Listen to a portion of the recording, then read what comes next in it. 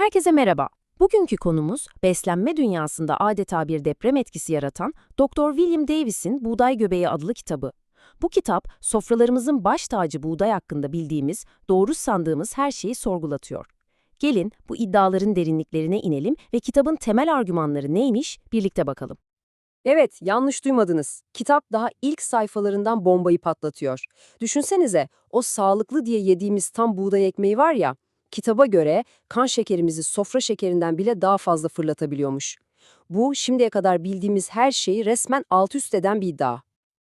İşte bütün meselenin özeti bu slaytta. Bir tarafta bize yıllardır bol bol tam tahıl tüketin sağlıklıdır diyen resmi kurumlar var. Diğer yandaysa bu kitap çıkıp diyor ki, hayır, tam tersi. Bugün yediğiniz buğday, obezite ve kronik hastalıkların ta kendisi. Arada inanılmaz bir uçurum var değil mi? Peki bu kitap bu kadar iddialı konuşurken neye güveniyor? Yazar, Dr. William Davis aslında bir kardiyolog ve bu yolculuğa çıkmasının sebebi de oldukça kişisel. Bir tatil fotoğrafında kendi göbeğini görüp şok oluyor ve buğday göbeği adını verdiği bu durumun nedenini araştırmaya başlıyor. Yani her şey bir doktorun önce kendi sağlığını, sonra da hastalarının sağlığını sorgulamasıyla başlıyor.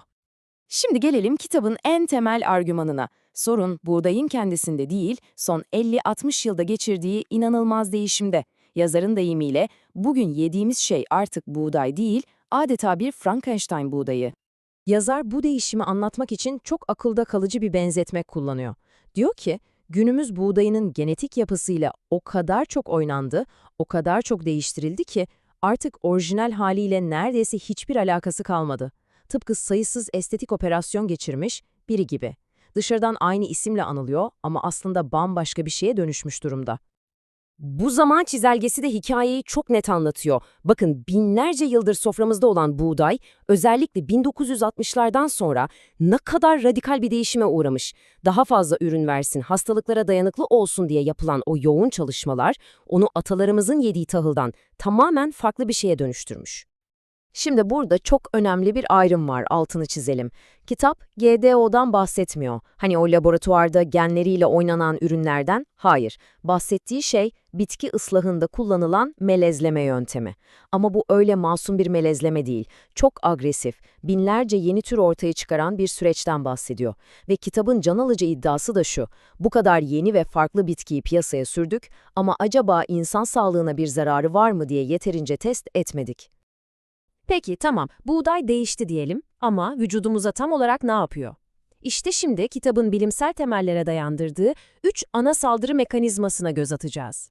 Her şeyin merkezinde buğdayın içindeki bir karbonhidrat var. Amilopektin A. Kitaba göre bu molekül, diğer nişastalardan çok farklı bir yapıya sahip.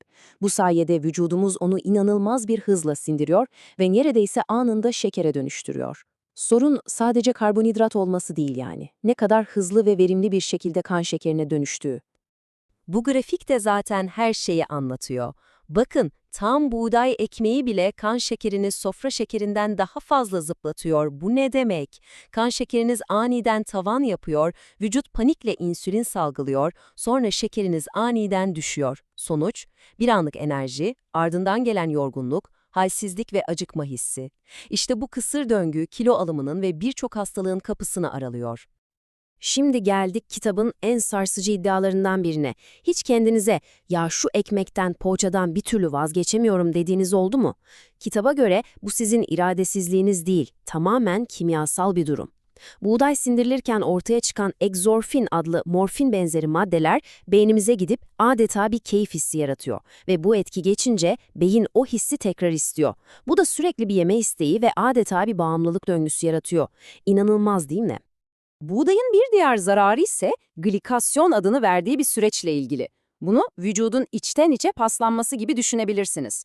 Sürekli yükselen kan şekeri vücuttaki proteinlere yapışarak onları sertleştiriyor ve işlevsiz hale getiriyor.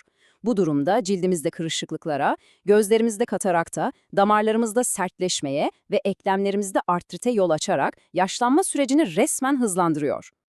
Yani gördüğünüz gibi kitabın iddiası sadece birkaç kilo fazlasıyla sınırlı değil.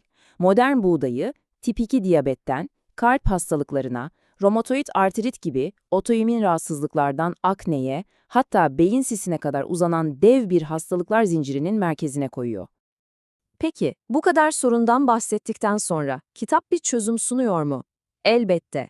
Şimdi gelin buğdayı hayatımızdan çıkardığımızda ne olacağına ve bunun pratik olarak nasıl yapılacağına bakalım. İşte işin en ilginç kısmı burası. Kitap diyor ki, buğdayı kestiğinizde o iştahı körükleyen eksorfinler de ortadan kalkıyor.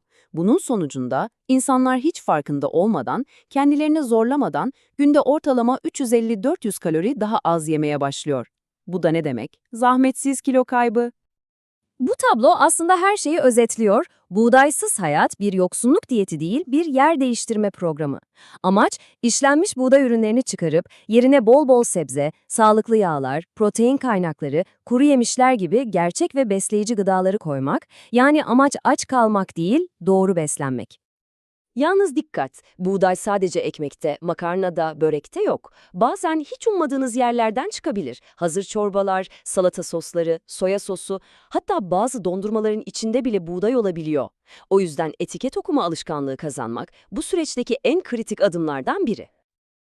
Peki, tüm bu çabaya değer mi? Kitap, hastalarından verdiği örneklerle buğdayı bırakmanın sadece kilo vermekten çok daha öteye geçtiğini iddia ediyor. Tip 2 diyabetini tamamen geriletenler, yıllardır çektikleri artrit ağrılarından kurtulanlar, zihinlerinin hiç olmadığı kadar berraklaştığını söyleyenler, vaat edilen dönüşüm gerçekten çok büyük. Ve bu analizi kitabın sorduğu o kışkırtıcı soruyla bitirelim. Sofralarımızın, kültürümüzün bu kadar ayrılmaz bir parçası olan buğday, belki de modern çağda sağlığımız için yaptığımız en büyük hata olabilir mi? Bu, üzerine düşünmeye değer bir soru.